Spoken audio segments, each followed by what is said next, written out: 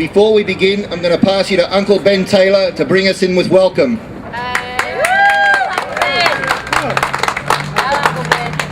Thank you, Gerry. Thank you, everybody. I welcome you onto the Noongar Dreaming Track. Kaya nga juangit. Manjur panjina kajina. Kajamal Noongar boja barnanga. Noongar kora jinin ward kuli nija mama jina kai. Man kora kaya juangit. Noongar na wada. And today, as we stand here on the Noongar Dreaming Track in the Wajak, it's been part of our culture and spirituality and religion. For thousands of years, the Noongar people have roamed this land. And today, as we come here to fight the injustice toward Aboriginal people, the tasering in custody, forever ending of deaths in custody, I have suffered racism for 60 years in this land, and it hasn't gone away. But we've got to stop brutality. And as an elder, I get a lot of complaints from my people and meetings. But I always tell the media that the Aboriginal people themselves, deep down, they have suffered. Culture is being destroyed, racism. And I know that as I spoke to Mr. Spratt, I knew his grandfather, rest in peace, meaning he used to be around Pingelly years ago. He worked hard, that old fellow. Me and I were locked up for being in town after 6 o'clock. And everything, you know, racist laws which are still here. You know, whether you're half caste, quarter caste, or a full blood, you were branded a nigger by the government in my days, and I think it's still the same.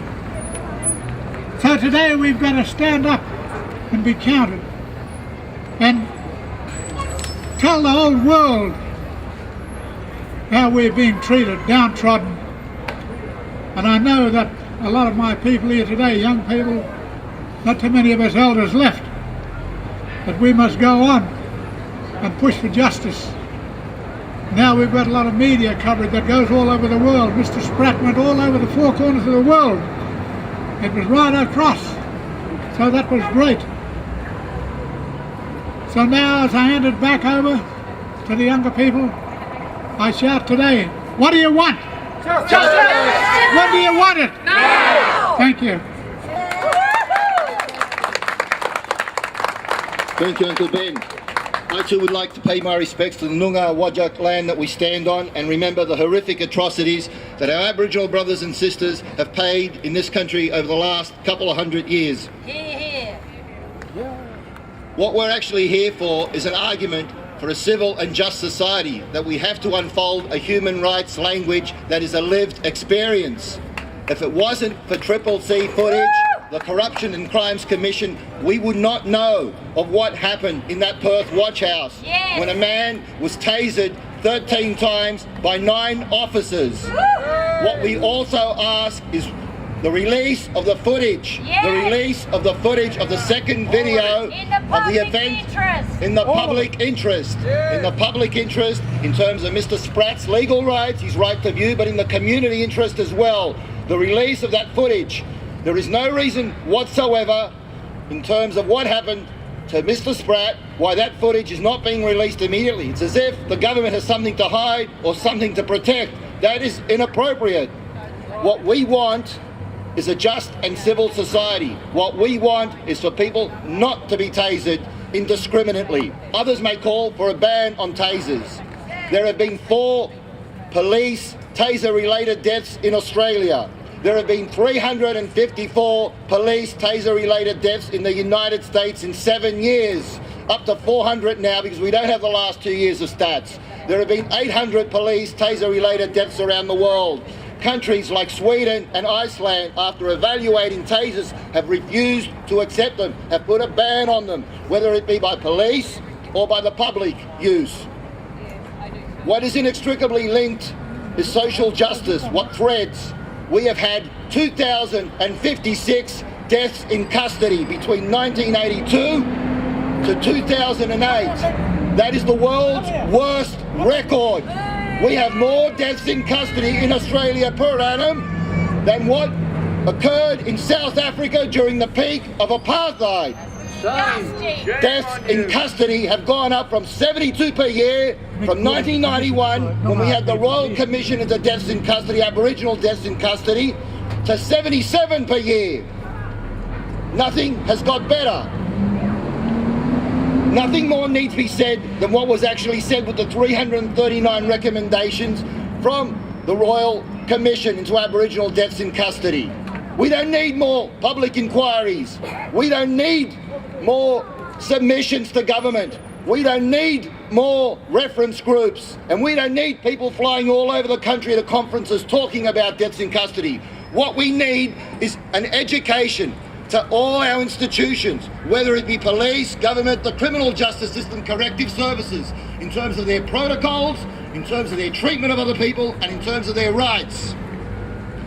Today, the Human Rights Alliance and the fledgling Aboriginal Party, the Aboriginal Party, which I hope over the next couple of decades goes on to become the voice that it needs to become in this country for our brothers and sisters, and also for all Australians. What we've brought you here today is an array of speakers, a diverse array of noteworthy speakers, to send a message to the state government and to all our institutions, the criminal justice system, that's enough's enough. And what the Human Rights Alliance and other rights-issued agencies and bodies in this state will be doing over the next year is bringing a rally, small rallies like this to Wesley, big rallies to Forest Chase, marches to State Parliament every month, one after the other, because we're not going to do it anymore by submissions. We're not going to do it anymore by inquiries. And we're not going to wait while people die at a rate of 77 per year. And for every person that dies in custody, how many are maltreated? How many are at the abuse of systemic discrimination of a racial or non-racial discriminatory form? Too many, yes. But I'd like to add 2 words to that. In this state, we went to tasers on the presumption that it would mean less firearm use by the police. Firearm use by the police became general issue in the 80s. Whatever, right? They didn't always, not all police officers had firearms. How many deaths by firearm, by police in this state do you think there have been? A good friend of mine, a police officer of 30 years, has said to me there's only been 2 since 1979. I'm not talking about police car chases, I'm talking about direct firearm use. That wasn't a reason for them to move to tasers. And since tasers, we've had an indispensable number, an increasing number of complaints of tasers. Also, police injuries have actually gone up 22% because of tasers. They're supposed to be about neuromuscular incapacitation. They're not working all round, but 2 deaths. What we have now is a mentality within our police force that there's a latitude to use them indiscriminately because they don't cause death. Yet an Oakford man was recently arrested for being in possession of a taser after they raided him for drugs, but arrested for being in possession for a taser. He has been charged under the Weapons Act, with a penalty maximum of $36,000 and 3 years in jail. So he's been charged, so it's a dangerous weapon. It's a lethal weapon. On June 9, 2009, last year in Townsville, we have a rally going today also. It's a national day of action. It's happening in Townsville, and Sam Watson has been leading it in Brisbane. So we've got hundreds of people out there across the country, and we'll build our cultural wave. But a man was tasered 28 times to his death in Townsville last year. So it's a lethal weapon. Shame on you. Our first speaker today will be Australia's first Aboriginal chiropractor, also the President of the Aboriginal Party, Dr. William Haywood. Thank you, ladies and gentlemen, for coming out. This is a very important rally for us. From the Aboriginal Party, we vehemently oppose the use of tasers. They've been proved to be a lethal weapon, and they shouldn't be part of our society. There are other means and methods to get the message through. I believe that our authorities should spend more time in the conciliatory process and diffuse situations rather than escalate them. As Gerry's already pointed out, the stats prove they are a lethal weapon. The authorities will say they aren't, but what happens is, just for your information, TASER stands for the Thomas A. Swift Electric Rifle. This rifle projects up to 50,000 volts into the body. and causes what they call arterial fibrillation in some people, susceptible people, and other people that have some substance or some unknown condition. This can lead to heart attack and death. We need to stop this before it becomes right throughout. I believe they're projecting some 3,500 in the police force in the future, up to, and we want to stop that. The Aboriginal Party opposes it.